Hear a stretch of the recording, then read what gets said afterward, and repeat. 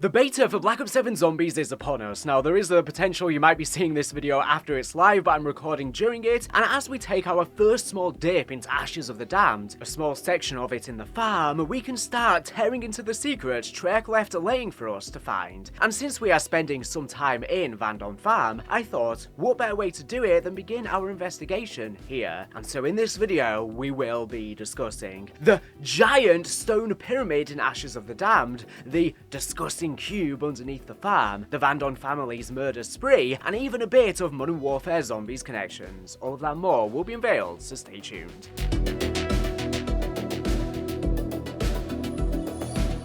Black Ops 7's beta lets us preview Ashes of the Damned by playing survival on farm. Not quite the full map, but being relegated to one point of interest means we get to look deeper into this one more than we normally would. And with that, I think we've stumbled upon a secret that will lead all the way to the finale of Black Ops 7 Zombies. So, let's start with the farm itself. The farm is named VANDORN Farm, after the family who live there. From what we've found so far in the beta, we don't get any real evidence towards the location of its origins, or at least as far as I can tell, but let me know if you've discovered anything in the comments. I assumed earlier in the marketing when we saw the Janus Towers in the background that this must then also potentially be a farm from Liberty Falls. But now that we've seen the way that Ashes of the Damned combines many different locations together, and the new Liberty Falls Warzone map, Haven's Hollow, does not feature anything like the VANDORN farm, although it does feature a farm but it's not the same one, I am more inclined to say it is from somewhere else. It may even be the same farm we saw before in Hanford, Washington in the original Transit. What we do get to learn, however, is a bit on the history of the VANDORN farm. Back during the Call of Duty Next stream, some developers gave us insight into each location here, why they end up in Ashes of the Damned, and specifics on a few of them, including farm. I'll play those quotes now. Around the studio, we like to call it a kind of Bermuda Triangle of these varied locations that have been host to terrible events that have caused them to be pulled into the dark ether. Bad things happening all over the place, and now they're all in one central location for us to play with. VANDORN Farm is an homage to Transit Farm ripped straight out of a horror movie. This was the home of a murderous family complete with an underground kill bunker and a barn lined with their unfortunate victims hanging from the rafters. So, the brief introduction to the lore of the farm we got straight from the horse's mouth at Treyarch was that each location was pulled here due to terrible events, atrocities, murders that caused it to be catapulted into the dark ether due to the weakened veil. And the specific horror of VANDORN Farm was that the family who lived there were all psychopathic murderers, taking victims into the bunker underneath the farm to commit brutal acts of violence. And as I said in my video covering the storyline details from Call of Duty Next, this very much reminded me of Resident Evil 7's Baker family. And even now, I stand by this. But after some further pondering on it, I think I've come to a bit more of a solid conclusion.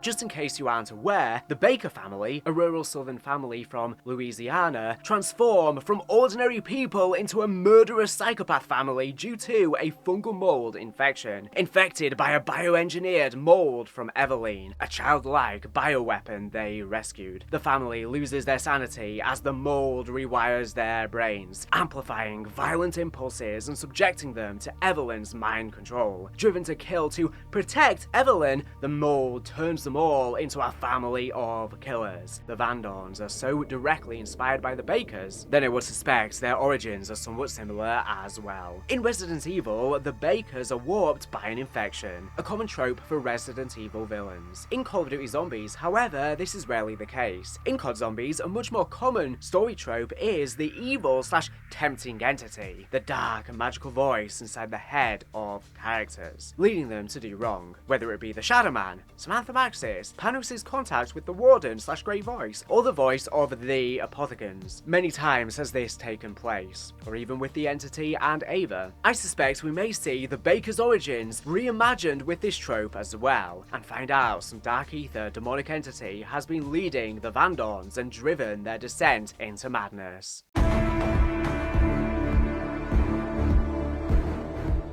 But if that's the case, Who or what is it? We talked a little in our prior video on Next about the flesh and stone cube sitting on a pedestal in the bunker under the farm. After seeing it up close, I am now convinced of two things. One, this cube bears a connection to a very dark and twisted entity. Two, this cube will play a major part in the Ashes of the Damned Easter egg quest. The cube's details are important to note here. The initial shape is intricately etched into stone, with a centerpiece that looks like either an eye about to open or a planet with a ring around it. And from the underneath and the corners of the carvings, a bloody, fleshy, biological material seeps from the inside. If approached, the cube will also whisper audibly that you can hear right now.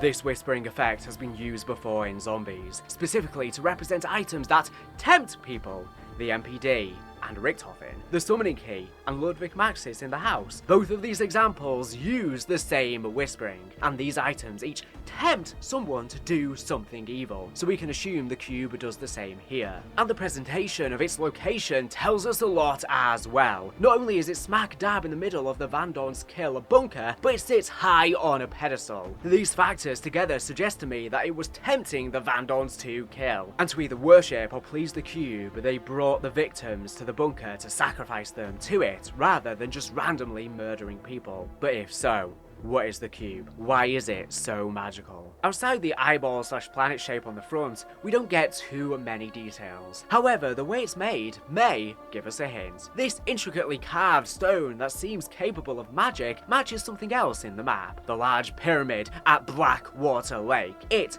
too is carved from stone and seems to be powered by a dark magic. We know it looms above the lake, its shadow covering the cabin, and considering the history of said cabin, may do the same thing as the cube. I won't dive too deep into the cabin here, as it was the focus of my video on the Call of Duty Next storyline, where I talked about the return of Willard Wyler, Dr. Monty's house, and dove a lot deeper into the cabin and the farm. But to summarize, a horror director lived here who ended up murdering his lead actress, trying to help her ascend. We also see him write, "I made her eternal" on the wall. I suspect then he too was hearing the whispers of the dark ether, just like the VANDORN family. But instead of the cube influencing him, it was this large pyramid. Once we have access to the full map, I'm very curious if it will make the same whispering noises on approach. But what could this all mean?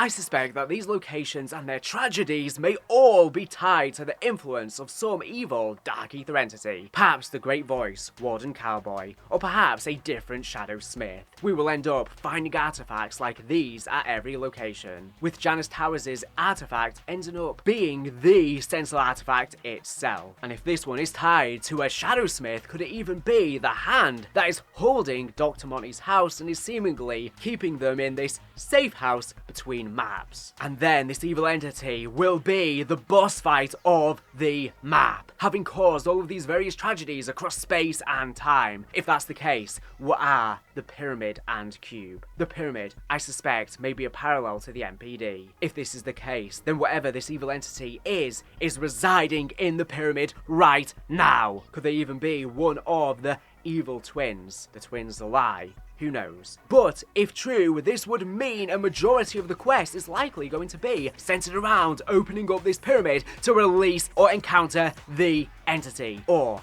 as large as the pyramid is, perhaps even go inside. The cube then, I suspect, is the artifact of this demon, and it will likely be based upon the Lament configuration. The Lament configuration is a mythical, ornate puzzle box from Clive Baker's Hellraiser franchise, resembling a dark, glided Rubik's Cube that promises forbidden pleasures. When solved, it opens a portal to a hellish dimension, summoning the Cenobites, demonic beings who offer exquisite pain and pleasure. Its seductive power preys on on human curiosity and desire, compelling those who unlock it to commit heinous acts such as murder and betrayal to satisfy its infernal demands. This will likely be the reason the cube influenced the VANDORNs to commit all of that murder, with each tragedy empowering this creature and weakening the dimensional veil. It would also then be the reason the location was summoned to the dark ether, and likely how this demonic entity gets across to new realms. It may be then the cube is the key to the pyramid, in the same way the summoning key / the egg on moon could open the MPD. Or in fact very similar to the same of placing the summoning key in the MPD on the Eisendrache, which opens up the pyramid and we fight the corrupted keeper boss fight inside. This could be a mirror and memory very similar to that. But what about that other thing we kind of glossed over at Blackwater Lake? The blood writing that reads, "I made her eternal." I suspect this could be about the actress the director drowned here, and leaves us with two potential outcomes. One, she is the demonic creature in the pyramid causing all of this. It's very possible because Treyarch even said during their description of this point of interest that he drowned her, believing her death would birth the ultimate terror. The things that make this the less likely option to me, though, are twofold. First, the time range. For horror movies to be a thing circulating at the time, it would mean she would only become this creature relatively recently. This would mean she was not an ancient dark ether entity by any means, and would also make it hard for her to have been involved with some of the more historical points of interest like Ashwood. Also, Treyarch continue their description of her death by saying, "But the lake had other ideas," implying that the director may have planned to make her something evil, but that did not happen. Two, which leads me to the other option.